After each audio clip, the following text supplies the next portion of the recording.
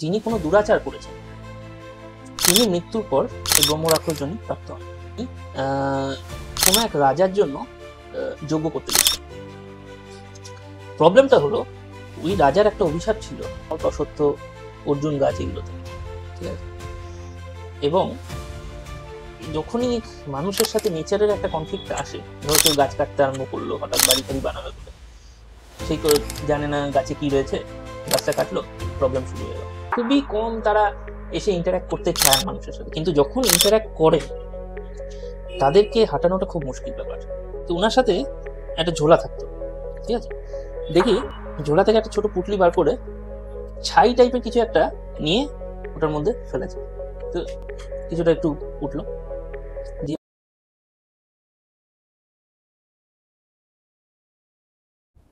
শুভশ্রীদা কেমন আছো? দারুণ আছে, তোমরা কেমন আছো? এই চলছে। এর আগের এপিসোডে তো তোমার থেকে অন্য একটা বিষয় জেনেছিলাম, আলোচনাও হয়েছিল। আজকে এই এপিসোডে আমরা ব্রহ্ম রাক্ষসের ব্যাপারে তোমার থেকে আগে জানবো। তুমি আগে বলো যে ব্রহ্ম রাক্ষসটা কি। প্রথমে আমরা ব্রহ্ম রাক্ষসের বেসিক ডেফিনিশন যেটা ইউটিউবে ঘুরে বেড়াচ্ছে সেটা নিয়ে বলে নিই। ব্রহ্ম রাক্ষস নর্মালি আমরা জানি যে কোনো ব্রাহ্মণ যিনি কোনো দুরাচার করেছেন তিনি মৃত্যুর পর এই ব্রহ্ম রাক্ষস যোনি প্রাপ্ত হন, ঠিক আছে? কিন্তু কয়েকটা মিসকনসেপশন রয়েছে এখানে, সেই মিসকনসেপশনগুলো আমাদের ভাঙা দরকার। এক নম্বর হচ্ছে, ব্রাহ্মণ জিনিসটা আমরা যেভাবে এখন ডিফাইন করি, অ্যাকচুয়াল আমাদের শাস্ত্রে কিন্তু ব্রাহ্মণ সেইভাবে ডিফাইন নয়। শাস্ত্র বলছে যিনি ব্রহ্মজ্ঞানের দিকে অগ্রসর হচ্ছেন তিনি ব্রাহ্মণ, ঠিক আছে? তাহলে আমাদের এখন যেরকম রিজিড একটা কাস্ট সিস্টেম হয়ে গেছে না, যে ব্রাহ্মণের ছেলেই ব্রাহ্মণ হবে, সেরকম কোনো কথা নেই। সে যে ঘরেই জন্মাক, সে যদি ব্রহ্মজ্ঞানের দিকে অগ্রসর হচ্ছে এবং তারপরে সে কোনো দুরাচার করে, তাহলে সে ব্রাহ্মণ হিসেবে কনসিডার হয়ে ব্রহ্ম রাক্ষস যোনি প্রাপ্ত হবে, ঠিক আছে? কিন্তু আরেকটা যেটা মিসকনসেপশন এখানে খুব বেশি ঘোরে, সেটা হচ্ছে ব্রহ্মদৈত্য না ব্রহ্ম রাক্ষস। মাঝে মাঝে আবার ব্রহ্মপ্রেত, ব্রহ্ম পিশাচ এই কথাগুলো শুনতে পাবে। আমাদের বাংলায় আমরা কিন্তু ব্রহ্ম রাক্ষস শুনে ইউজুয়ালি খুব একটা আমরা শুনে অভ্যস্ত নই। আমরা কি শুনি? আমরা ব্রহ্মদৈত্য শুনি, তাই তো? যেটা অপভ্রংশ ব্রহ্মদত্তি হয়েছে। ব্যাপারটা কি এটা একটু বলা দরকার। এখন মানে ইউটিউবের যুগে জিনিসটা দাঁড়িয়ে গেছে যে এই চারটে জিনিস, ব্রহ্মপ্রেত, ব্রহ্ম পিশাচ, ব্রহ্ম রাক্ষস আর ব্রহ্ম দৈত্য, চারটে জিনিস ইন্টারচেঞ্জেবলি ইউজ হচ্ছে, কিন্তু অ্যাকচুয়ালি এই চারটে জিনিস ইন্টারচেঞ্জেবল নয়। ব্যাপারটা অনেকটা এরকম, কোনো একজন ব্রহ্মজ্ঞানী ব্যক্তি উনি দুরাচার করলেন কোনো একটা ভাবে, সেখান থেকে তিনি ব্রহ্মপ্রেত যোনি প্রাপ্ত হলেন, ঠিক আছে?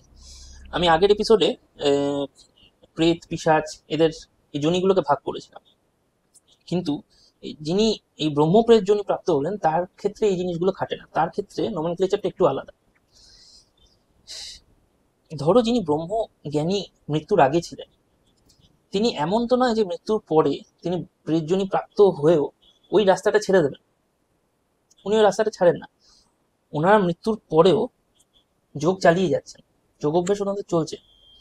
এবার যত ওনাদের এই যোগ অভ্যেসের ফলে ওদের যোগ বলটা বাড়ছে, তাতে কি হচ্ছে, ওনাদের লেভেলটা বাড়ছে। ফলে প্রথমে উনি ব্রহ্মপ্রেত হিসেবে প্রেতজনিতে গেলেন, আস্তে আস্তে যোগবল বাড়ার সাথে সাথে উনি ব্রহ্মপিশাচ হবেন, আরো যোগবল বাড়লে ব্রহ্ম রাক্ষস, তারপরে ব্রহ্মদৈত্য। এইটা হচ্ছে নোমেনক্লেচারের ডিফারেন্স। ব্রহ্ম রাক্ষস আর ব্রহ্মদৈত্য বা বাকিগুলো এক জিনিস নয়। এই ডিফারেন্সটা অনেকেই জানে না, এই ডিফারেন্সটা করা দরকার খুবই। এবার আমরা আসি যে প্রথম এগুলো কোথায়, আমরা আমাদের শাস্ত্রে কোথায় পাচ্ছি। এর প্রথম উল্লেখ পাওয়া যায়, আমার পড়াশোনা যদ্দূর আমি এর প্রথম উল্লেখ পেয়েছিলাম ব্রহ্মপুরাণে। ব্রহ্মপুরাণে সোম শর্মা নামে একজন ব্রাহ্মণের গল্প বলা আছে, যিনি কোনো এক রাজার জন্য যজ্ঞ করতে গেছিলেন। প্রবলেমটা হলো ওই রাজার একটা অভিশাপ ছিল যে ওই রাজার জন্য কোনো রকম কোনো মন্ত্র উচ্চারণ করা যাবে না, ওই রাজার হয়ে কোনো মন্ত্র উচ্চারণ করা যাবে না, ঠিক আছে? সোম শর্মা এটা জেনে শুনে, এই অভিশাপটা আছে এটা জেনেও, ও নিজের মানে ক্ষমতা দেখানোর জন্য ওর হয়ে যজ্ঞ করেছিল। ফলে মৃত্যুর পর ওর ব্রহ্মপিশাচ বা ব্রহ্মপ্রেত যোনিপ্রাপ্ত হয়েছিল। দ্বিতীয়ত আমরা ব্রহ্ম রাক্ষসের উল্লেখ পাই আহ, নারদ পুরাণ। নারদ পুরাণে কল্ম সম্পদ বলে একজন ব্রাহ্মণের কথা পাওয়া যায়, যিনি জ্ঞানযোগী ছিলেন এবং জ্ঞানযোগের পরে উনি আস্তে আস্তে যোগমার্গে আরো অগ্রসর হয়ে বেশ ভালো রকম মানে বিভূতি প্রাপ্ত হয়েছিলেন। এখন বিভূতি যে কারণে খুব ডেঞ্জারাস, একটা মানুষের কাছে এই পাওয়ারস এবিলিটিস চলে এলেই তাদের মনে হয় যে আহ, মানে তারা অন্যদের থেকে খুব বড় হয়ে গেছে। তো উনি যোগ বিভূতি লাভ করার পরে ওনার যে গুরু বা গুরুস্থানীয় যারা ছিলেন তাদের প্রতি খুবই দুর্ব্যবহার আরম্ভ করলেন। তাদের অভিশাপে মৃত্যুর পর উনি ব্রহ্মরাক্ষসত্ব লাভ করেছেন। এবং এই এই প্রথম এই নারদ পুরাণে আমরা জানতে পারি ব্রহ্মরাক্ষস অ্যাকচুয়ালি কি খায়। সেটা এখন বলা যায় না যে জেনারেলাইজ করে সব ব্রহ্মরাক্ষস ওই একই জিনিস খায়, হয়তো ওনার অভিশাপের জন্য ওনাকে ওটা খেতে হচ্ছিল। উনি খেতেন শুধু ব্রাহ্মণের মাংস। আচ্ছা। আর এমন নয় যে উনি খুব ব্রাহ্মণের মাংস খেয়ে আনন্দে রয়েছেন, উনি বলছেন আমি কনস্ট্যান্ট একটা প্রচন্ড যন্ত্রণায় রয়েছি, কিন্তু আমাকে এই অভিশাপটার ফলে আমার অভ্যেস এমন হয়ে গেছে যে আমি অন্য কিছু খেতে পারি না, কিন্তু খিদে জ্বালা রয়েছে, আমাকে ব্রাহ্মণ মেরে তার মাংসই খেতে হবে। ঠিক আছে। থার্ডলি আমরা যেখানে পাই সেটা হচ্ছে স্কন্দ পুরাণ। স্কন্দ পুরাণে রাজা বিদুরথ বলে একজন রাজার কথা লেখা হয়েছে, যিনি শিকারে গেছেন। শিকারে গিয়ে ভুল করে একজন ঋষিকে তীর মেরে ফেলেন। এটা খুব কমন, আগেকার দিনে দশরথের সাথে ওই একই জিনিস হয়েছে। এর প্রবলেমটা কি হলো, ওই যেহেতু ওই ঋষিকে মেরে ফেললেন উনি, উনার অভিশাপটা হলো যে 11 জন্ম ধরে বিভিন্ন মানে মনুষ্যতার জনিতে উনাকে ঘুরে বেড়াতে হবে। 11 জন্ম পরে উনি আবার মানুষ বা মানুষের থেকে বেটার জনি প্রাপ্ত হতে পারে। এর মধ্যে 7 নম্বর জনি ওনার ছিল ব্রহ্মরাক্ষস জনি। এবং যখন তিনি ব্রহ্মরাক্ষস ছিলেন তখন রাজা নিমি ওনাকে বধ করেন, এবং ততদিনে উনি এতই পাওয়ারফুল হয়ে গেছেন ব্রহ্মরাক্ষস হিসেবে, তাকে বধ করতে ব্রহ্মাস্ত্র ব্যবহার করতে হয়েছে। আচ্ছা। তো মানে ব্যাপারটা এরকম না যে ব্রহ্মরাক্ষস আজকের ঘটনা বা আজকে এই নিয়ে খুব চর্চা হচ্ছে, আগেকার দিনেও হতো। কিন্তু তুমি দেখবে যে লক্ষেরও বেশি যদি এন্টিটি থাকে বা এন্টিটি পজিশনের ঘটনা ঘটে, তার মধ্যে থেকে খুব মিনিস্কিউল একটা বা দুটো ব্রহ্মরাক্ষসের কেস আসে। এটা কেন? তার মেইন রিজন হচ্ছে ব্রহ্মরাক্ষস যিনি, তিনি আমি আগে বললাম উনি ব্রহ্মজ্ঞানের রাস্তায় বেরিয়েছিলেন বলেই উনি ব্রহ্মরাক্ষস হয়ে গেছেন এখন মৃত্যুর পরে।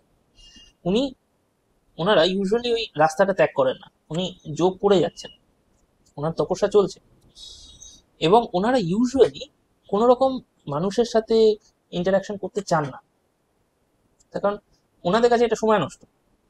এই মানে ভূজগতের সাথে ইন্টারাকশন করে ওনার কোনো লাভ হবে না। ওনাদের সবসময় মেইন লক্ষ্য হচ্ছে মোক্ষপ্রাপ্তি, এবং মানে প্রথমে আগে প্রেজনী থেকে মুক্তি, তারপরে মোক্ষপ্রাপ্তি। তো ওনারা কনস্ট্যান্ট সেই কাজের জন্যই, মানে যেহেতু প্রেজনী প্রাপ্ত হয়েছেন তার মানে এই না যে আমরা আমাদের কাজ ছেড়ে দিয়েছি, ওনারা ওখানে কাজ করে যাচ্ছেন, তপস্যা করে যাচ্ছেন। থাকে বেসিক্যালি সব জায়গায় তুমি উপকথাতে দেখবে বা আমাদের পুরাণেও দেখবে, এটা ইউজুয়ালি থাকে খুবই পুরনো বট, অশ্বত্থ, অর্জুন গাছ, এগুলোতে। ঠিক আছে। এবং যখনই মানুষের সাথে নেচারের একটা কনফ্লিক্ট আসে, ধরো কেউ গাছ কাটতে আরম্ভ করলো হঠাৎ, বাড়ি টাড়ি বানাবে বলে, সেই করে জানে না গাছে কি রয়েছে, গাছটা কাটলো, প্রবলেম শুরু হয়ে গেল। যতক্ষণ না আমি গিয়ে এনাদেরকে বিরক্ত করছি ততক্ষণ এনারা মানুষের ধারে কাছেও আসে, যে কারণে ব্রহ্মরাক্ষসের কেস এত কম। এবং বেশিরভাগ ক্ষেত্রেও যখন মানে কোনো কেসও আসে, ইউজুয়ালি প্রথমে ব্রহ্মরাক্ষস মনে হলো, তারপরে দেখা যায় অন্য entity। কারণ খুবই কম তারা এসে ইন্টারাক্ট করতে চায় মানুষের সাথে, কিন্তু যখন ইন্টারাক্ট করে তাদেরকে হাঁটানোটা খুব মুশকিল ব্যাপার। তার কারণ তারাও তো যোগী। এবার অন্যান্য নেগেটিভ এন্টিটির মতো পজিটিভের ইনফ্লুয়েন্স দিয়ে এদেরকে মানে ওই জায়গা থেকে তাড়িয়ে দেওয়া খুব কঠিন ব্যাপার। সেটা আমার এই পরের এক্সপিরিয়েন্সে আমি বলবো কেন। ফলে এদেরকে হাঁটাতে পারে ওই জায়গা থেকে এরকম এন্টিটি খুব কম রয়েছে। আচ্ছা। প্লাস তুমি দেখবে ব্রহ্ম রাক্ষসের পজেশনের কেস আরো কম। কেন এটা? মানে ব্রহ্ম প্রেত বা পিশাচ তুমি দেখবে মাঝে মাঝে লোকে পজেস করছে এবং হয়ও জিনিসটা খুব। তো আমি একটা কথা বলি, ধরো এই যে ক্রিয়েচার সিনেমাতে যে দেখিয়েছে না হুম ব্রহ্ম রাক্ষসের ব্যাপারে, ওটা তো দেখিয়েছে এবং ওটার ব্যাপারে কিছু বলেছে ওইখানে যে এদের গিনতি মানুষও হয় না, ব্রাহ্মণ না কিছু একটা বলেছে, এটাতেও হয় না, মিডিলে থেকে যায়, হুম স্বর্গেও যেতে পারে না, নরকেও যেতে পারে না। এবার যত এরা মানুষ মারবে এরকম একটা দেখানো হয়েছে, এবং ওখানে দেখানো হয়েছে মানুষকে অ্যাটাক করছে। হুম। তো ওই কনসেপ্টটা তাহলে কি কি মানে ওদের তুমি যে প্রথম কথা ডিপিকশনটা ভুল কমপ্লিটলি, ওরকম হয় না। কিন্তু তুমি দেখো ওখানেও কিন্তু কোনো, আমার যদি অনেকদিন আগেকার দেখা বই আমার যদি মনে থাকে, ওখানেও একটা গাছ কাটা থেকেই জিনিসটা হ্যাঁ হ্যাঁ হয়েছিল। গাছ কাটা থাকে। ঠিক আছে, ওই ব্যাপারটা কিন্তু ওখানেই এসে দাঁড়িয়ে যাচ্ছে।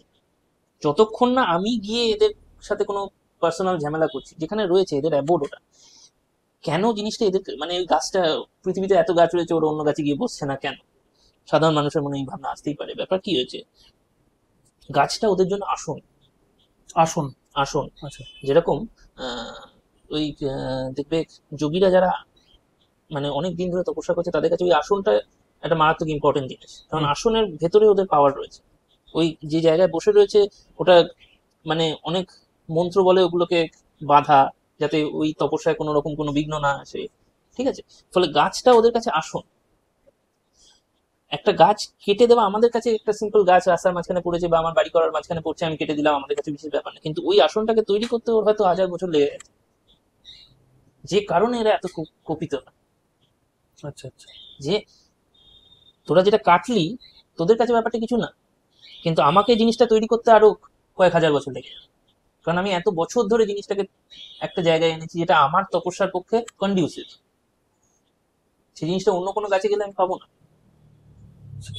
এই কারণে এত রাগ হয় ওদের।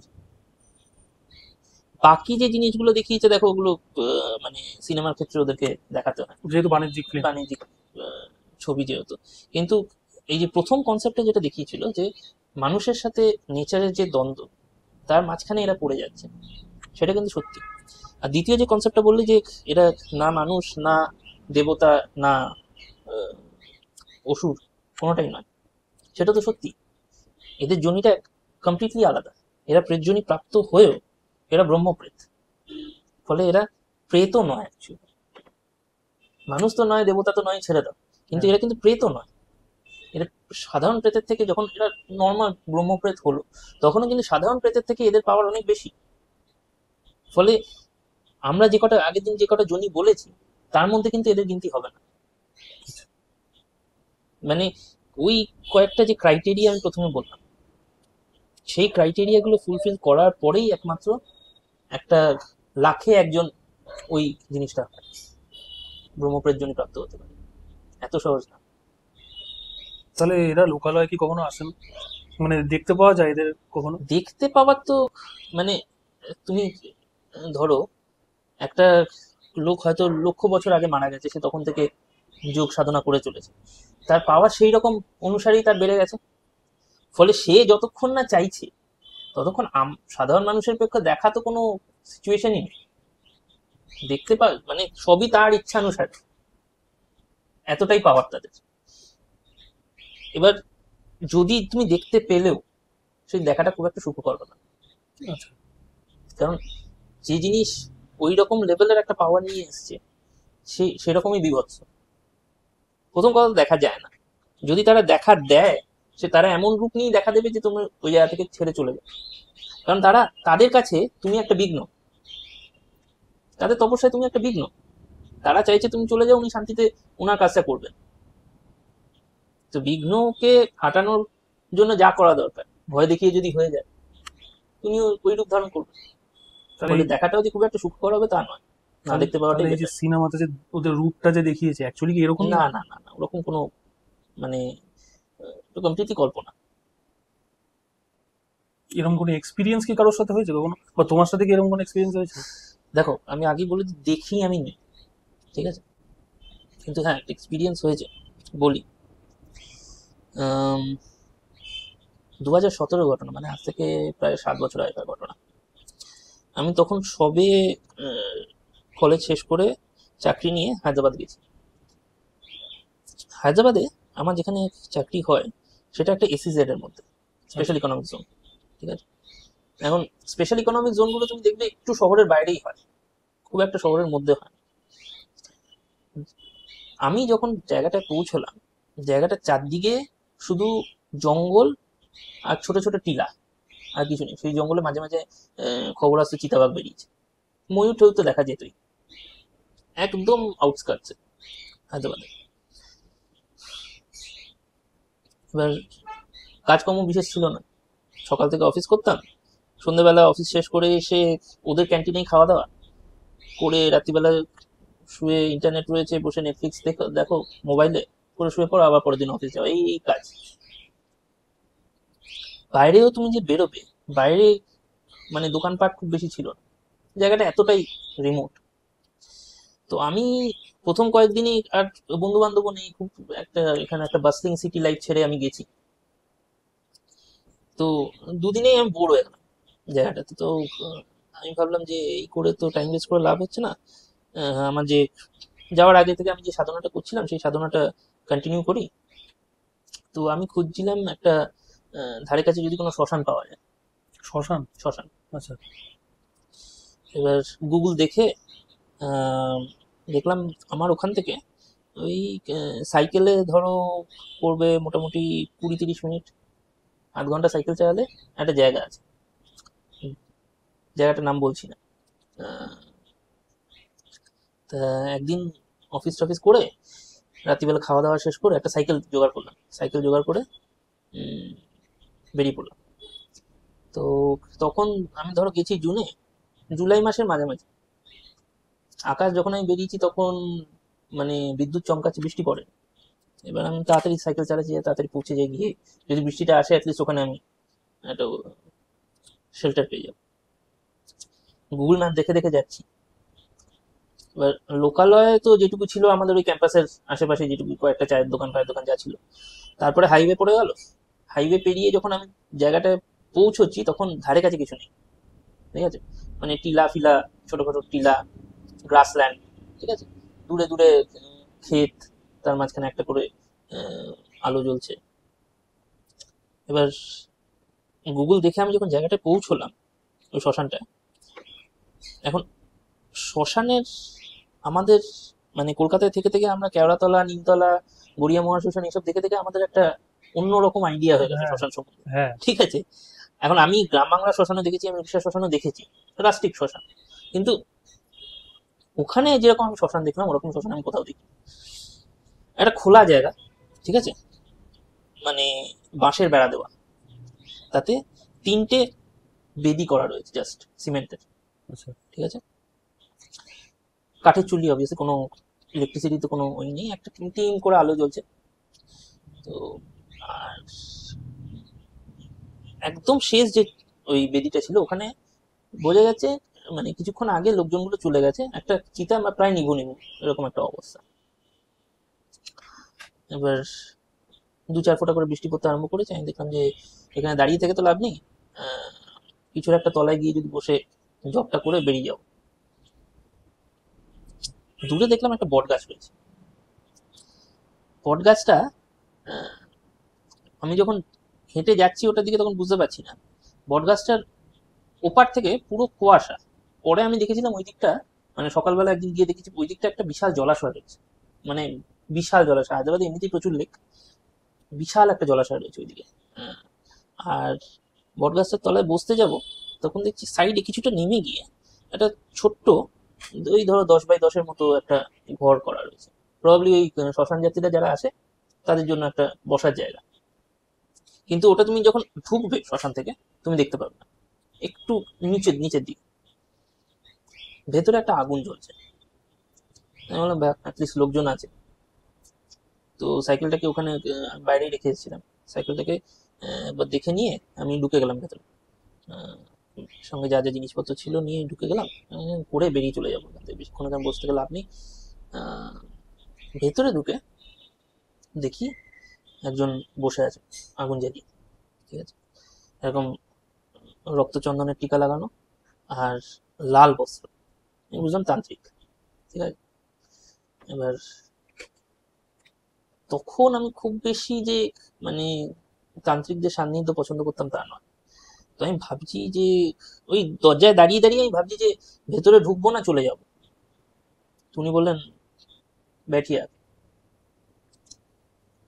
তো তাও আমি ইতস্তত করে গিয়ে বসলাম। ভেতরটা একটা ডেসক্রিপশন দিয়ে দিই। আহ, একটা মানে ওই 10 বাই 10-এর ঘর, দুদিকে দুটো ওই সিমেন্টের যেরকম বসার জায়গা লম্বা লম্বা করা থাকে সেরকম, হ্যাঁ। আর কোনো জানলা নেই। কি আছে ওপরটা এরকম একটা মানে ছাদটার এটার মাঝখানে একটা ফাঁক রয়েছে, ওটা দিয়ে মোটামুটি হাওয়া টাওয়া আসছে। আচ্ছা। ঠিক আছে, মানে লম্বা এরকম কাটা রয়েছে চারদিকটা। তো হাওয়াও আসছে, বৃষ্টির ছাঁটও আসছে ভেতরে। তা গিয়ে বসলাম। তো উনি আমাকে বলছেন কুছ খাওগে? আমি বললাম না না দরকার নেই।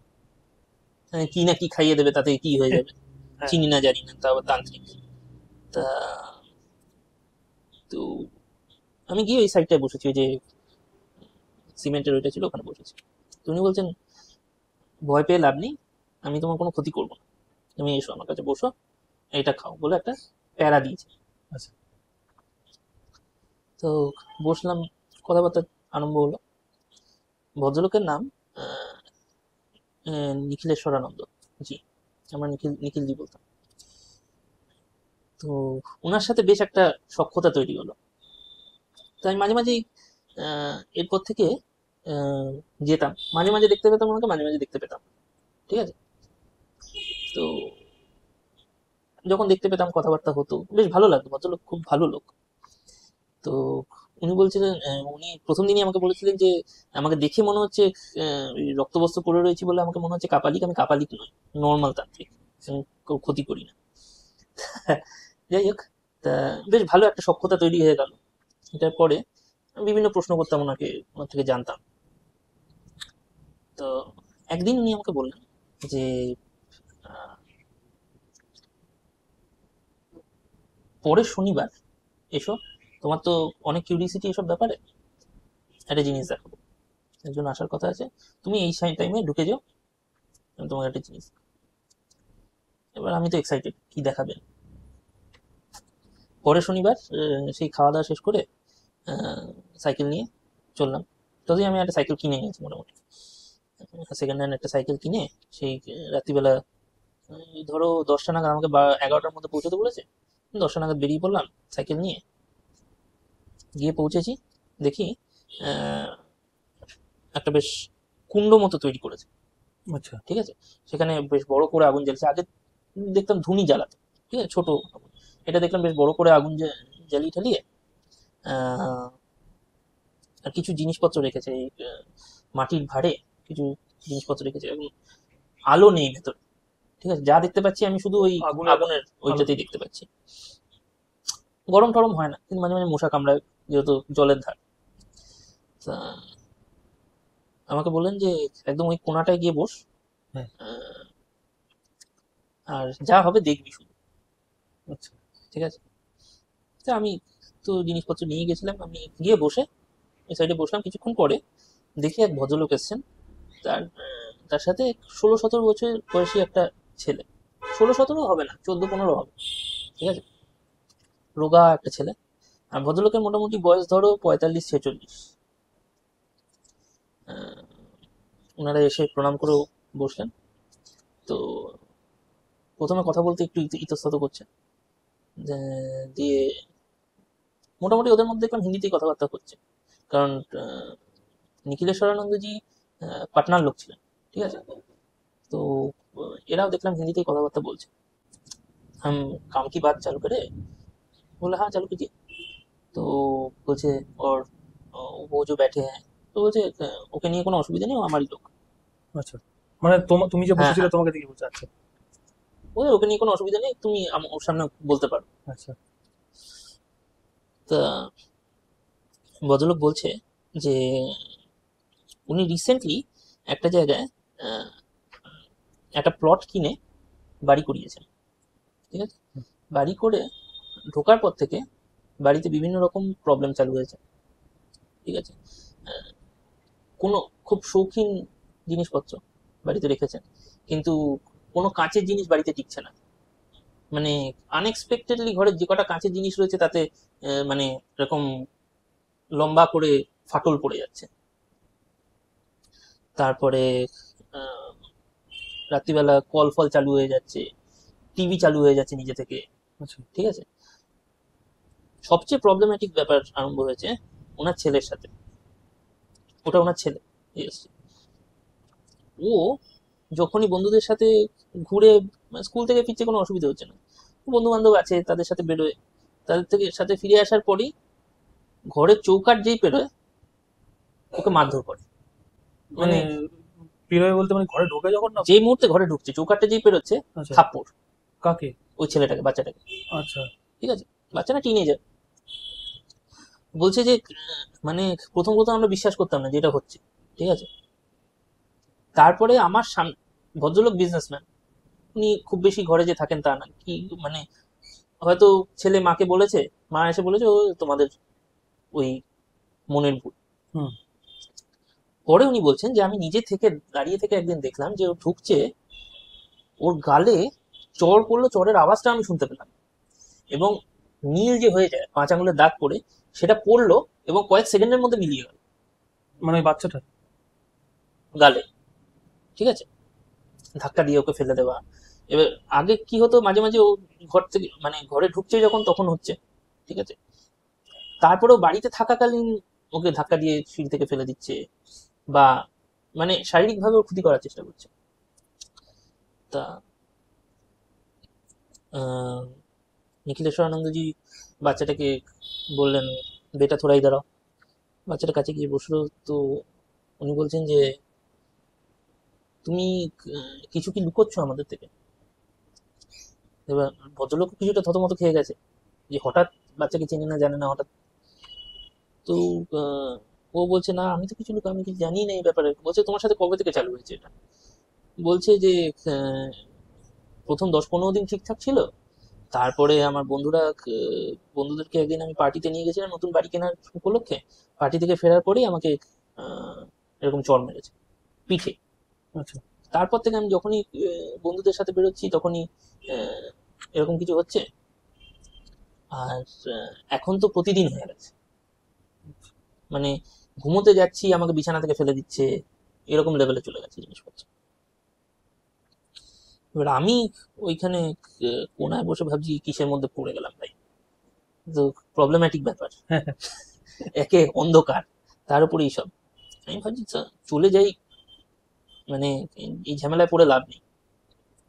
তো দেখলাম নিখিলেশ্বর আনন্দজি চোখ দিয়ে আমাকে বলছে, ইশারা করে বলছে বসো, শোনো।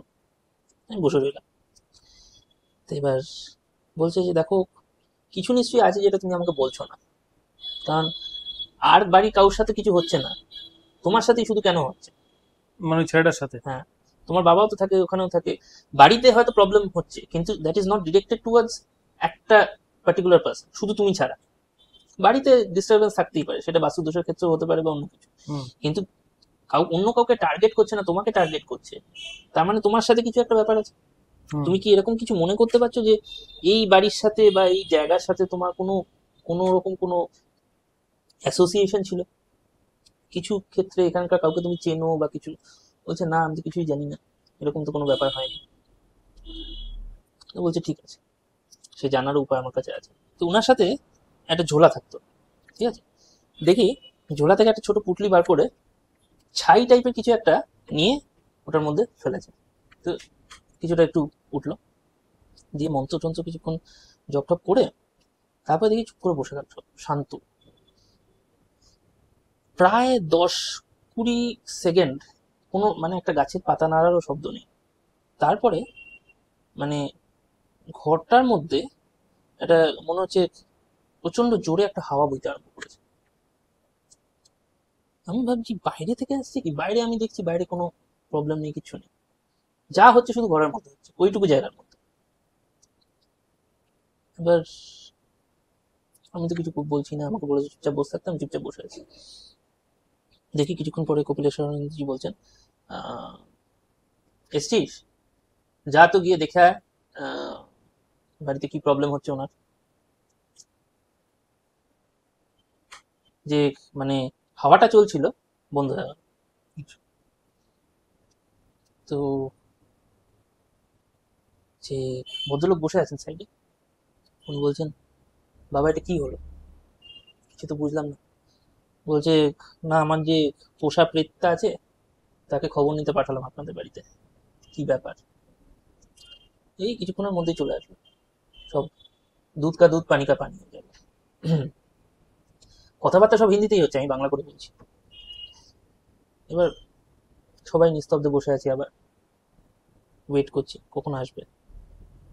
প্রায় 5-7 মিনিট কেটে গেছে। এবার কপিলেশ্বরানন্দজি দেখছি নিজেও একটু ইতস্তত করছেন, কি হলো ব্যাপারটা, মানে হয়তো এতটা টাইম লাগার কথা নয় হুম। ফেরত আসাটা। তাই আমি বুঝলাম যে ওই যে ঘরের মধ্যে যে হাওয়াটা চলতে আরম্ভ করছে, ওটা ওই এন্টিটিটার আসার ইঙ্গিত। তা আমি ওয়েট করছি আবার হাওয়া চলবে হয়তো, কিছু হচ্ছে না। তো কিছুক্ষণ পরে কপিলেশ্বরানন্দজি বলছে যে এখনো ফিরলো না, তাহলে তো নিশ্চয়ই কিছু বড় আছে ওখানে, চিন্তা নেই, সে ওখানে যদি কিছু বড় থাকে তাকে কাউন্টার করার মতো আমার কাছে জিনিস রয়েছে। বলে আবার ওই ঝোলা থেকে এই একটা এরকম, ওই যে ছোট ছোট মানে গয়নার দোকান থেকে দেয় না, হুম। প্লাস্টিকের এরকম বাক্সগুলো ছোট, হ্যাঁ হ্যাঁ জাস্ট মাথাটা খুলে ভেতরে লাল একটা ভেলভেট লাগানো হ্যাঁ থাকে, হ্যাঁ ওইটার ভেতরে কিছু একটা ছিল, সেইটা নিয়ে এবার নিক্ষেপ করলেন ওইটার ভেতর, আগুনের ভেতরে। এবার এবার আর হাওয়া বইছে না। এবার আমি দেখছি আগুনের ভেতরে, মানে আগুনটা বারবার এরকম দপ করে জ্বলছে নিচে, দপ করে জ্বলছে নিচে, নিজে থেকে। এবার উনি বলছেন যে উনি দেখছি আগুনটার সাথে কথা বলছেন, যে আমি একজন প্রেতকে পাঠিয়েছি, ও ফেরত আসেনি এখন, তুই যা গিয়ে দেখে আয় কি ব্যাপার। তো যতক্ষণ উনি কথা বলছেন ততক্ষণ আগুনটা এরকম দপ করে নিচে জ্বলছে, মানে মনে হচ্ছে আগুনটা যেন লাফাচ্ছে। আচ্ছা যে কথাটা শেষ হয়ে গেল আগুনটা আবার নর্মাল হয়ে গেল। এইগুলো ব্যাপার হচ্ছে, এগুলো কেউ না দেখলে বিশ্বাস করবে না। ওই সিচুয়েশনে বসে আছি, আমাকে বললে আমি বিশ্বাস করতাম না। আমি যখন দেখছি জিনিসটা আমি অবাক হচ্ছি, কি ছিল এটার মধ্যে আমি আজ পর্যন্ত জানি না, পরে আমি জিজ্ঞেসও করিনি। যেই কথাটা বন্ধ হলো, এই দপদপানিটা বন্ধ হয়ে গেল। আবার আমরা বসে আছি, ঠিক আছে, কিন্তু এবার অতক্ষণ ওয়েট করতে হলো না। ধরো 1 মিনিট মতো চুপচাপ সবাই বসে রয়েছে, তারপরে দেখি আগুনটা আবার ওই দপদপ করতে আরম্ভ করেছে। কপিলেশ্বরানন্দজি দেখলাম, মানে কেউ একটা কথা বললে যেরকম, আমি তো শুনতে পাচ্ছি না ওদিক থেকে কি কোনো কথা হচ্ছে কিনা, আমি শুধু ওনার রিয়াকশনটা দেখতে পাচ্ছি। বাকি যে দুজন বসে আছে তারাও শুধু ওনার রিয়াকশনটাই দেখতে পাচ্ছে। দেখছি মাথা নাড়ছে ওটাতে, কিছুক্ষণ পরে ওই দপদপ বন্ধ হয়ে গেল। বললো, তোমাদের বাড়িতে কি হয়েছে আমি বুঝতে পেরেছি এবার। বলছে, কি হয়েছে বাবা, কি এতক্ষণ কি হলো, আমরা তো সেটাই বুঝতে পারছি না, আপনি কি করে জানলেন কি হয়েছে। হ্যাঁ বলছে, এটা যেটা পাঠিয়েছিলাম ইনি হচ্ছেন অগ্নিবেতাল। অগ্নি বেতাল। অগ্নিবেতাল, আচ্ছা ঠিক আছে, ইনি গিয়ে দেখে এসছেন তোমাদের বাড়িতে ব্রহ্মরাক্ষস রয়েছে। বলছে, তোমরা যখন এই জমিটা কিনেছিলে তখন জমিটা কিরকম ছিল। বলছে, এমনিতে বিশেষ কিছু ছিল না, গাছগাছালি ছিল, আমি জমিটা কিনে ডেভেলপারকে দিয়ে দিয়েছি, ডেভেলপার সব কেটে কুটে পরিষ্কার করে আর্কিটেক্টের থেকে আমাদের যে ডিজাইন ওই করেছি সেই নিয়ে উনি তো বানিয়ে দিয়ে চলে গেছেন। বলছে, গাছগাছালি ছিল তো। বলছে, হ্যাঁ। বলে, ওইটাই তো প্রবলেম করেছে, ডেভেলপার যখন কেটেছে সব গাছগুলো কেটে দিয়েছে, ঈশান কোণে একটা বিশাল বট গাছ ছিল, আচ্ছা সেইটা ইনার বাস, সেটা ইনার তপস্যা স্থল ছিল। যখন কাটতে যাচ্ছিল তখন ইনি অনেক ইন্ডিকেশন দিয়েছে যে ওইটাতে হাত না দিতে। বাকি একটা গাছেও কিছু হয়নি, তুমি গিয়ে তোমার ডেভেলপারকে জিজ্ঞেস করবে, যখন এই গাছটা কাটতে যাচ্ছিল তখন যারা কাটছিল তারা অসুস্থ হয়ে পড়েছে, কিন্তু তারপরেও মেশিন আনিয়ে গাছটাকে তুলিয়ে দিয়েছে, ওই জেসিবি ফেসিবি দিয়ে গাছটাকে তুলি, বহু পুরনো বিশাল গাছ। এবার এটা তো অবভিয়াস যে রেগে যাবে।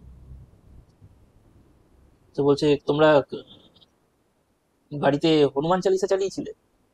বলছে, হ্যাঁ সে তো চালিয়েছিলাম, যাতে শুনেছি হনুমান চালিসা পড়লে আহ, যে কোনো নেগেটিভ জিনিস চলে যায়। বলছে, তাতে কি হলো। বলছে, আরে আপনি বলছেন বলে এখন মনে পড়লো, যখন হনুমান চালিসা চালাই বাড়িতে, তখন মনে হয় খুব ক্ষীণ স্বরে, কিন্তু ওটা সাইডে সাইডে কেউ একটা হনুমান চালিসা পড়ে যাচ্ছে। বলছে হনুমান চালিসা চালিয়ে কখনো ব্রহ্ম রাক্ষসকে তাড়ানো যায়? যে কয়েক লক্ষ বছর ধরে ওখানে জপ তপ করছে, সে কখনো হনুমান চালিসায় ভয় পায়? আর এবার ও তখন বলছে যে তাহলে আমরা কি ওই মেহেন্দিপুর বালাজি যাব? বলছে তুমি যেতে চাইলে যেতেই পারো, কিন্তু ব্যাপারটা, তোমরা যেরকম ভাবে জিনিসটাকে দেখো, পৃথিবীটা ওরকম নয়। তোমরা যেরকম হনুমানজির সেবক, ও বলছে আমরা তো অনেক দিন ধরে হনুমানজির আহ, কুলে রয়েছি, আমার দাদা দাদা সবাই হনুমানজির সেবা করেছে। বলছে তোমরা যেরকম হনুমানজির সেবক, ইনি যিনি আছেন তিনি হনুমানজির আরো বড় সেবক। আর এনার ক্ষেত্রে তখনই ওই মেহেন্দিপুর বালাজিতে কি হয়, ওখানে প্রেত সভা বসে। আচ্ছা। ঠিক আছে, মানে ওখানে রীতিমতো কোর্ট বসে, ওখানে জাজমেন্ট হয়, প্রেতেদের জাজমেন্ট হয়। আচ্ছা। এবার বলছে তুমি যদি এটাকে প্রেত সভাতেও নিয়ে যাও, তাহলে কিন্তু রায় এনার ফেভারেই আসবে। তার কারণ উনি এই জায়গাটা অনেক আগে থেকে রয়েছেন। ভগবানের কাছে তুমি আলাদা নয়, উনি আলাদা নন, দুজনেই ওনার সেবক। হুম। এবং উনি তোমার থেকে অনেক বেশি দিন ধরে ওনার সেবা করছেন। ফলে তুমি যদি মেহেন্দিপুর বালাজি যাও, তাতে কোনো সুরাহা হবে না। এবার ভদ্রলোক তো পায়ে পড়ে গেছে। বলছে আমি আমার যেটুকু সেভিংস ছিল সব দিয়ে জায়গাটা বানিয়েছি, এখন যদি এরকম করে তাহলে তো খুবই অসুবিধা। বলছে আমি তো এখনো শেষই করিনি, তোমার ছেলেকে আমি কেন মারছি জানো? বলছে কেন?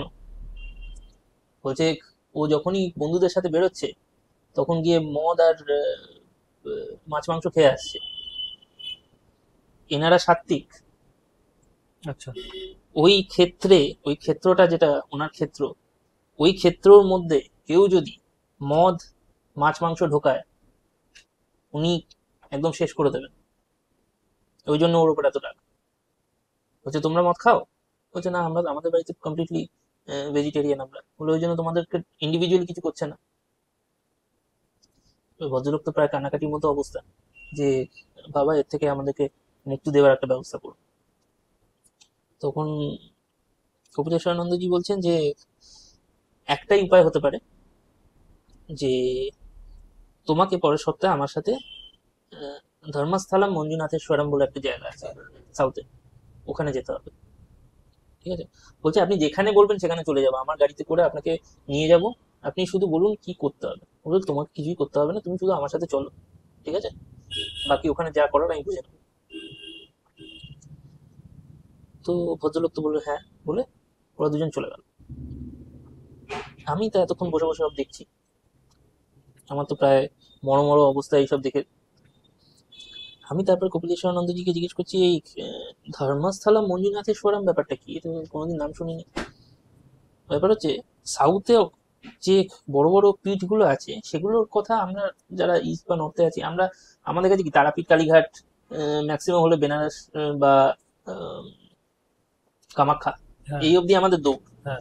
সাউথে অনেক কিছু আছে যেগুলো মানে সাউথের যারা তারা ছাড়া জানে না। হ্যাঁ। এরকমই একটা বড় পীঠ হচ্ছে ওদের ওখানে, মঞ্জুনাথেশ্বর টেম্পল। আচ্ছা। ঠিক আছে? এবার কপিলেশ্বরানন্দ জীবনকে বলছে যে, আমি বললাম তাহলে অন্য কোনো জায়গায় হবে না, ওখানে হবে, এটা কি ব্যাপার? বলে এটার পেছনে একটা গল্প রয়েছে। মঞ্জুনাথেশ্বর টেম্পলটা অলমোস্ট ওখানে 800 বছর ধরে রয়েছে। ঠিক আছে? ওই এরিয়ায় একজন ব্রাহ্মণ থাকতেন, আজ থেকে প্রায় 100-150 আগে। আচ্ছা। ব্রাহ্মণ যিনি থাকতেন, উনি মানে পূজারীও ছিলেন, প্লাস উনি সাধকও ছিলেন। এবার আহ, ওই এরিয়া থেকে আরেকটা খুব ইনফ্লুয়েন্সিয়াল ফ্যামিলি ছিল, যারা এখনো খুবই ইনফ্লুয়েন্সিয়াল, এবং তাদের প্রচুর হসপিটাল চেন রয়েছে, আমি নামটা বলছি না। ঠিক আছে? কিন্তু তারা ওই এরিয়া থেকে বিলং করে, তখনও তারা খুব ইনফ্লুয়েন্সিয়াল ছিল। এবার ব্রাহ্মণ যেখানে থাকতেন, ওই জমিটা নিয়ে এদের সাথে কোনো একটা বিবাদ ছিল। আচ্ছা। তো ওই 100-150 আগে এনাদের কোনো পূর্বপুরুষ ওনাকে লোকের সামনে খুব অপমান করেন, লোকচক্ষে খুব অপমান করেন। তখন উনি অভিশাপ দেন যে তোরা কেউ এইখানে থাকতে পারবি না, তোদের ফ্যামিলির কেউ কোনোদিন এই গ্রামে আর থাকতে পারবি না। তো এই ঘটনাটা সকলে দেখেছে, যে এটা বলেছে, অভিশাপও দিয়েছে, সেটাও সকলে দেখেছে। সেই দিনকে রাত্রে কোনো এক অজ্ঞাত আততায়ী হাতে ওই ভদ্রলোক খুন হয়ে যান, আচ্ছা। ওই যিনি ব্রাহ্মণ ছিলেন। হ্যাঁ। খুন হয়ে যাওয়ার পরে এর কেউ ছিল না, এর পার্সিউ করারও কেউ নেই ভদ্রলোকের। হ্যাঁ। ঠিক আছে, মানে পুলিশ তখনকার 150 বছর আগে আর পুলিশ টুলিশ ছিল হয়তো, বিশেষ কিছু হয়নি, এটা খুব ইনফ্লুয়েন্সিয়াল লোক। প্রবলেম কি হলো, এদের যে মানে ফ্যামিলির লোকেরা খুব অসুস্থ হয়ে যেতে আরম্ভ করলো, দু একজন মরেও গেল। তখন ওরা একটা বড় তান্ত্রিককে নিয়ে এলো, যে কোনো বৈদ্য দ্বারা কিছু হচ্ছে না, কি বমি করছে মারা যাচ্ছে, বমি করছে মারা যাচ্ছে, সিম্পল, শুকিয়ে যাচ্ছে, বমি করছে মারা যাচ্ছে। আচ্ছা। এবার তান্ত্রিককে আনার পরে তান্ত্রিক বলছে যে তোমাদের যা প্রবলেম হয়েছে এটা ব্রহ্ম রাক্ষসের জন্য হচ্ছে। কোনো একজন ব্রাহ্মণের সাথে কি তোমাদের কিছু হয়েছিল? বলছে হ্যাঁ, এই ব্যাপার। বলছে হ্যাঁ, উনি এখন ব্রহ্মপ্রেত যোনি প্রাপ্ত হয়েছেন, উনি তোমাদেরকে এখানে টিকতে দেবেন, কোনো উপায় নেই, তোমরা এখান থেকে কেটে পড়ো। তো ওরা তার পরের দিনই যা ছিল হাতের কাছে, কারণ ওরা তো জানে ওরা মারিয়েছে, ওরা নিয়ে গ্রাম থেকে বেরিয়ে গেছে। ওদেরকে না পেয়ে কি হলো, এবার ওদের রোষটা গ্রামের লোকের উপর এসে পড়লো। যেহেতু ওকে অপমান যখন করেছিল, গ্রামের সকলের সামনে অপমান করেছিল, তা গ্রামের লোকেদের ক্ষতি হতে আরম্ভ করলো। তখন আবার ওই তান্ত্রিককে ডাকা হলো। তান্ত্রিক বললেন যে এটার একমাত্র একটাই উপায়। সবচেয়ে বড় কথা কি, ওই যে মঞ্জুনাথেশ্বর মন্দিরে, কারণ ওটা তখনকার দিনে বড় মন্দির ছিল, প্রচুর মানুষ প্রসাদ দেয়, ঠিক আছে, চাল যেই দিচ্ছে, ভাত যেই দিচ্ছে, ভাত হলুদ হয়ে যাচ্ছে। আচ্ছা। ঠিক আছে, চাল মানে প্রসাদের জন্য যে খাবার দিচ্ছে সঙ্গে সঙ্গে পচে যাচ্ছে, মানে কোনো খাবারই ভগবানকে নিবেদন করা যাচ্ছে না। আচ্ছা। তো বলছে পুরো গ্রামের ওপর ব্রহ্ম রাক্ষসের ছায়া পড়েছে, এটার একমাত্র একটাই উপায়, তোমরা ঠিক মন্দিরের বাইরে এনার জন্য একটা স্থল তৈরি করো। প্রথম প্রসাদ ব্রহ্ম রাক্ষসের কাছে যাবে, তারপরে সেই প্রসাদ শিব পাবেন, মঞ্জুনাথ। আজ পর্যন্ত সেই প্রথাটা চলে আসছে এখনো।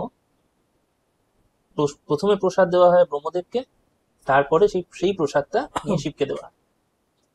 তাই আমি বললাম যে এইখানে তো আপনার কথার সাথে একটু ডিফার করে গেল। বলছে কি হলো? ইনি তো সবে আপনি বললেন 100-150 বছর হয়েছে, আর এনাকে আপনি বলছেন প্রায় 1000 বছরের উপর ধরে তপস্যা করছে, তো এনার পাওয়ার তো বেশি হবে। অবশ্যই। আপনি যে এর কাছে যাচ্ছেন, এ আপনাকে কি করে হেল্প করবে? এ তো ব্রহ্মপ্রেত, ও তো রাক্ষস হয়ে গেছে অলরেডি। বলছেন না, এ যেহেতু পূজিত হচ্ছে, পুজো করা মানে কি, পুজো হচ্ছে আমার এনার্জি আমি ট্রান্সফার করছি তোমাকে। আচ্ছা। ঠিক আছে, আমি যে তোমাকে কিছু একটা অর্পণ করলাম, প্রসাদ দেওয়া অ্যাকচুয়ালি এটা সিম্বলিক, অ্যাকচুয়ালি আমার এনার্জিটা আমি তোমাকে দিচ্ছি। যেহেতু উনি পূজিত হচ্ছেন, ওনার এই কবছরই ওনার পাওয়ার মারাত্মক বেড়ে গেছে, ফলে উনি এখন অলমোস্ট ব্রহ্মদৈত্য পর্যায়ে পৌঁছে গেছে। আচ্ছা।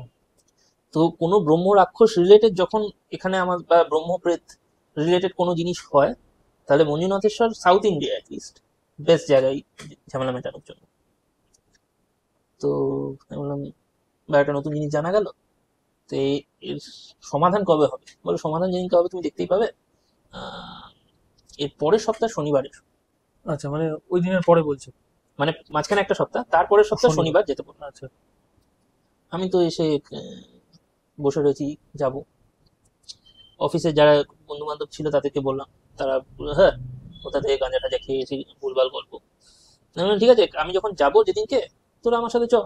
ঠিক আছে, যেদিনকে যাব সেদিনকে ওদেরকে বলছি চ আমার সাথে যাবি, দেখবি ব্যাপারটা কি হচ্ছে। বলছে না, অফিস করে এসছি, আর এত কিছু পোষায়, তুই যা পরে তোর কাছে গল্প শোনানো।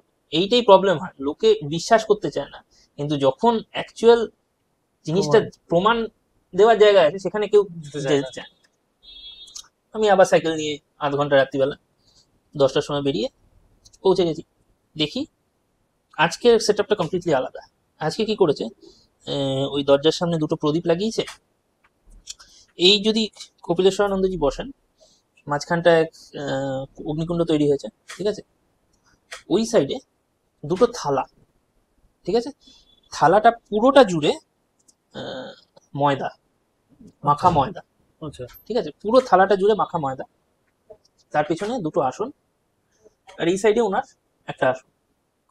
দুটো ছেলে রয়েছে, ওই 15-16 বছর বয়সী, মাথা পুরো কামানো, শুধু দুটো টিকি রয়েছে আর বইতে পড়া। বলছে এরা আমার শিষ্য, আজকে আমাদেরকে ওরা হেল্প করবে। তুমি গিয়ে আবার তোমার জায়গায় বসে পড়ো, যা হবে চুপচাপ দেখবে, কোনো কথা বলবে না, মানে তোমাকে বলছে এটা? আচ্ছা ঠিক আছে। আমি তো আবার গিয়ে চুপচাপ বসে পড়েছি দেখার জন্য কি হবে। কিছুক্ষণ পরেই ভদ্রলোক আর ওনার ছেলেও চলে গেল। এবার কপিলেশ্বরানন্দজি ঝোলা থেকে দেখলাম মানে পুটুলি করে খুলে রাখলেন ওইটার মধ্যে, ওই থালাটার মধ্যে যে ময়দা মাখাটা ছিল ওটা ঠিক মাঝখানে পুটুলিটা রেখে খুলে দিলেন, ওটার মধ্যে দেখলাম মাটি রয়েছে, আচ্ছা ঠিক আছে। আর উনি যে এলেন, উনি আহ, উনি ওরকম একটা পুটুলি নিয়ে এসেছেন লাল রঙের কাপড়ে বাঁধা, ওটা এনে আরেকটা থালার মাঝখানে রাখলেন। দুটো জায়গার মাটি, মানে একটা হচ্ছে বাঁদিকেরটা হচ্ছে আহ মঞ্জুনাথেশ্বরের মাটি, হুম আর ডান দিকেরটা হচ্ছে ওদের বাড়ির মাটি, আচ্ছা ঠিক আছে। এবার আস্তে আস্তে ওরা দুজন ওখানে বসে গেল। ওই যে আহ, ওনার শিষ্য যারা, ওই যে থালাগুলো ছিল ওটার পেছনে যে দুটো আসন পাতা হয়েছে ওখানে বসে গেল ওরা। মন্ত্রোচ্চারণ আরম্ভ হয়েছে অনেকক্ষণ, প্রায় আধ ঘন্টা ধরে আহ, মন্ত্র চলার পরে দেখলাম উনি বন্ধ করলেন। বন্ধ করে আহ, বলছেন যে আপনারা কি এসছেন? কোনো কথা নেই। বলছে আপনারা যদি এসে থাকেন এই থালার উপর দাঁড়ান। মানে ওই অদৃশ্য যে যাক, শক্তি। যে যে এসছে তাকে আচ্ছা বলছে আপনারা এই থালার উপর দাঁড়ান। আচ্ছা তো আমি দেখছি থালাগুলোর ওপর ওই ময়দার ওপর পায়ের ছাপ দিলে যেরকম হয় হ্যাঁ সেই রকম একটা ছাপ ফুটে উঠছে, ওই আগুনের আলোতে আমি দেখছি। হ্যাঁ এবার যে মুহূর্তে ওই পায়ের ছাপটা ফুটে উঠছে, উনি কি করলেন, ওই গঙ্গা জল ছিল, গঙ্গা জল নিয়ে ছিটিয়ে দিলেন ওখানে, দিয়ে পুষ্প কিছু ওখানে অর্পণ করলেন, দিয়ে বললেন আপনারা আসন গ্রহণ করুন। এবার এতক্ষণ আমি বাচ্চাগুলোকে দেখছিলাম বেশ একটু ঝিমঝিম ভাবে, মানে ঘুমিয়ে হয়তো পড়েনি, যতক্ষণ ওই মন্ত্রগুলো চলছে কিরকম একটা মানে নেতিয়ে পড়ছে। হুম যে বললো আসন গ্রহণ করুন আপনি, এই চাঙ্গা হয়ে পড়েছে, ঠিক আছে। এবার উনি ডান দিকে যে বাচ্চাটা বসে আছে তার দিকে তাকিয়ে বলছে বলুন আপনার কি সমস্যা হয়েছে। এবার বাচ্চাটার সঙ্গে আমি আগে কথা বলেছি, এবারে গলাটা ভারী আচ্ছা এসে গেছে, ওর মধ্যে এসছে। এবং ওই যে বললাম পারফেক্ট ভেসেল হতে হবে, নইলে আসবে না। বলছে তোকে তো আলাদা করে কিছু বলার নেই, কি ব্যাপার, তুমি তো সব জানতেই হো, তুমি নেই তো ভেজা থা বেতাল। আহ, তো কপিলেশ্বরানন্দজি বলছেন আমরা জানি, এখন উনাদের সিচুয়েশনটা বুঝুন আপনি, যে উনি সর্বস্ব দিয়ে এই এই যে বাড়িটা কিনেছেন, ওনার পক্ষে এখন এটাকে অ্যাবান্ডন করে অন্য কোথাও যাওয়াটা খুব কঠিন ব্যাপার। হুম কারণ ওনার সব সেভিংস এটাতে ঢুকে রয়েছে। আমরা মানছি যে আপনার মানে অধিকার রয়েছে জায়গাটায়, এবং ওনারা যেটা করেছেন সেটা ভুল, কিন্তু একটা যদি মিডল গ্রাউন্ডে আসে তাহলে খুব সুবিধা, ওনাদেরকে ওনার বাস্তুপিঠে ছেড়ে যেতে হয় না। তো উনি এই ভদ্রলোক বলছেন যে আমাকে যখন বাস্তুপিঠে ছাড়া করা হলো তখন তো কেউ খবর নিতে আসেনি, হ্যাঁ এখন মানুষের যখন প্রবলেম হয়েছে তখন তোরা এত কিছু করছিস। এতক্ষণ যে বাঁদিকে ছেলেটা বসে রয়েছে সে কোনো কথা বলে, যার মধ্যে মঞ্জুনাথেশ্বর এসেছে। আচ্ছা এবার দেখি ও জাস্ট একটা হাত এরকম ওর হাতের বাহুতে এরকম টাচ করিয়ে বলছে আমি জানি তোমার সাথে ভুল হয়েছে, কিন্তু দেখো আলটিমেটলি আমাদের প্রত্যেকেরই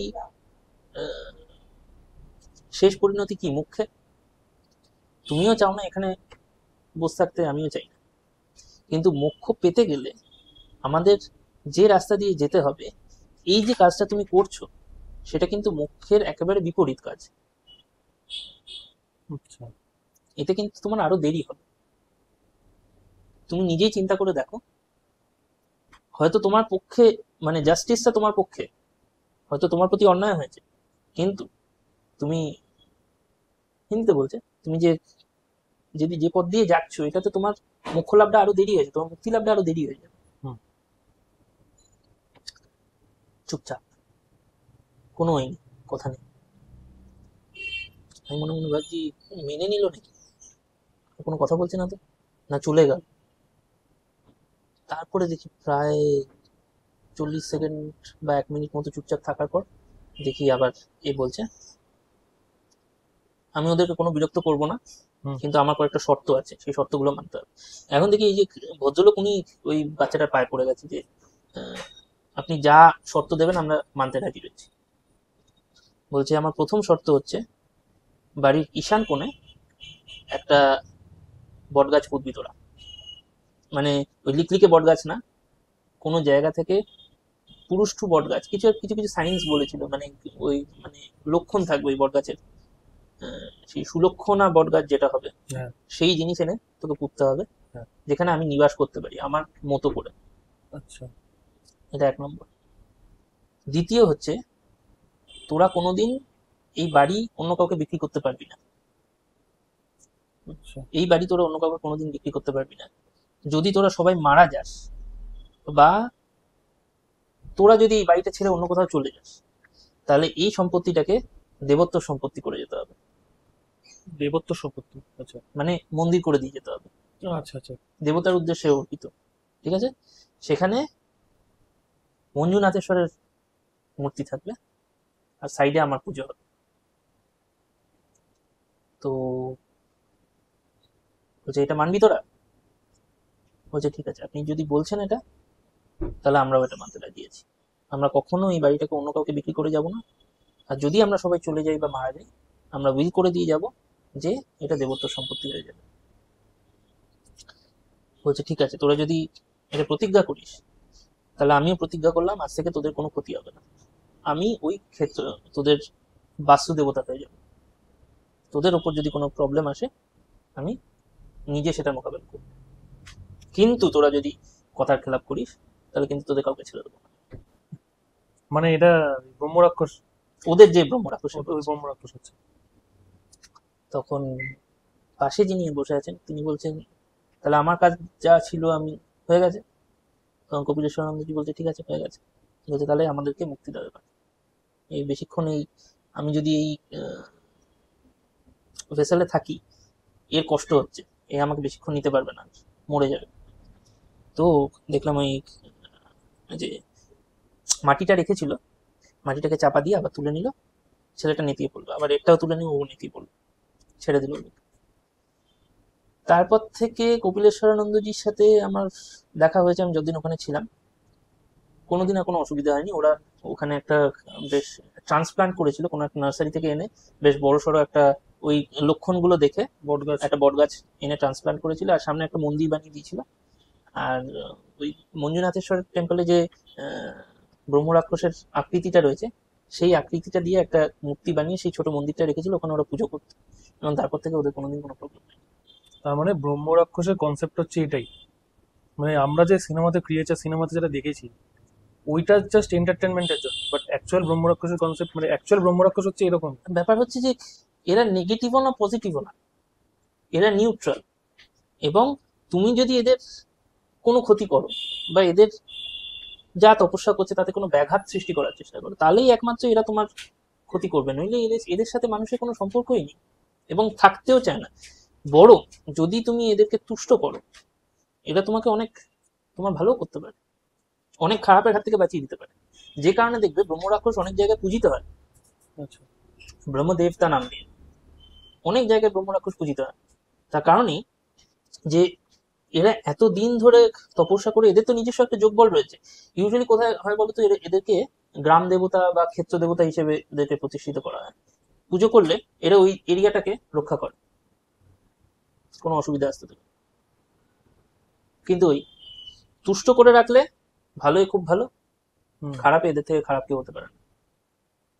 ওই যে, আর এদেরকে ছাড়ানোটা খুব মুশকিল। প্রেত যে প্রথম গেল তাকে কিন্তু ফিরতে দিল না। হ্যাঁ, ওইটার ব্যাপারটা হচ্ছে, ও যেহেতু এই বিদ্যেগুলো সব জানে, পরে আমি কপিলেশ্বরানন্দজিকে জিজ্ঞেস করেছিলাম প্রেতটার কি হলো, বলছে ও, আমি যে প্রেতটাকে পাঠিয়েছিলাম ও তাকে মুক্তি দিয়ে দিয়েছে। মানে ওই ব্রহ্ম রাক্ষসটার প্রেতটাকে মুক্তি দিয়ে দিয়েছে। আচ্ছা। প্রেত আমার কাছে ফিরলই না, ওকে তো বশ করে কাজ করানো হচ্ছে। হ্যাঁ। ওরা যে যে তান্ত্রিকই প্রেত সাধনা করেছে, হুম। ও প্রেতটাকে মুক্তি দিয়ে দিল ওইটুকু টাইমের মধ্যে। অগ্নিবেতাল যাকে পাঠানো হলো, অগ্নিবেতাল কিন্তু বেতালদের মধ্যে সবচেয়ে পাওয়ারফুল বেতাল। সেও কিন্তু ওখানে গিয়ে ব্রহ্ম রাক্ষসের কোনো ক্ষতি করেনি, ও শুধু খবরটা নিয়ে চলে এসেছে। মানে ওর যা পাওয়ার ছিল ও কিছু করতে পারতো না। পরে আমাকে উনি বললেন ব্যাপারগুলো কি, মানে এদেরও একটা ডাইনামিক্স থাকে, মানে যে কোনো এন্টিটি দিয়ে যে কোনো এন্টিটিকে তুলিয়ে দেওয়া যায় না। আর এইখানে ওই কথাটা আছে, পজিটিভ এন্টিটি যদি আমি ইউজ করি, পজিটিভ এন্টিটি আমি ইউজ করতেই পারি, কিন্তু ওই একটা ডিভাইন জাস্টিস বলেও তো কথা আছে। হুম। আমাদের এখানে যেরকম কোর্ট, ভগবানের কাছেও তো সবাই সমান, ওই কোর্টেরই তো উনি যদি দেখেন যে এ কারোর ক্ষতি করছিল না, তুমি এসে বাইরে থেকে এসে ক্ষতি করেছো, তাহলে অবভিয়াসলি উনি তোমাকে হেল্প করবেন না, ওকে হেল্প করবেন। হুম। ব্রহ্ম রাক্ষসের ব্যাপারগুলো খুব ট্রিকি হয়ে যায়। ওই জন্য খুব কম কেসে দেখা যায় যে অ্যাকচুয়ালি ব্রহ্ম রাক্ষস কেউ অ্যাটেম্প্ট করে, প্রথম কথা অ্যাটেম্প্ট করে না বেশিরভাগ তান্ত্রিকই। আর অ্যাটেম্প্ট করলেও যে সাকসেসফুলি মানে একজন ব্রহ্ম রাক্ষসকে একটা জায়গা থেকে তুলে অন্য কোথাও পাঠিয়ে দেওয়া হয়েছে, মানে এটার চান্স একদম না থাকারই কারণ। তার কারণ ইউজুয়ালি ন্যায় ওদের পক্ষে থাকে, ফলে ভগবান মানে দেবতারাও এদের এগেনস্টে ইউজুয়ালি যেতে চায় না। যদি এরা কোনো অন্যায় করে তাহলে অবভিয়াসলি যাবে, আচ্ছা। কিন্তু যখন অন্যায়টা মানুষের পক্ষ থেকে, তখন এদের ফেভারে যাবে। ভগবানের কাছে তো সবই সমান, শিবের শিবগণের মধ্যে তো সব এরাও রয়েছে, হ্যাঁ। প্রেত পিশাচ এরাও তো শিবেরই গণেদের মধ্যে রয়েছে। তো আমরা যেরকম পুজো করছি এরাও তো পুজো করছে। তো ভগবান নিজেদের সন্তানদের মধ্যে কোনো বিচারিতা করেন। শুভজিৎদা, অনেক অনেক ধন্যবাদ তোমাকে এই মানে ব্রহ্ম রাক্ষসের ব্যাপারটা আমাদের ক্ল্যারিফাই করার জন্য।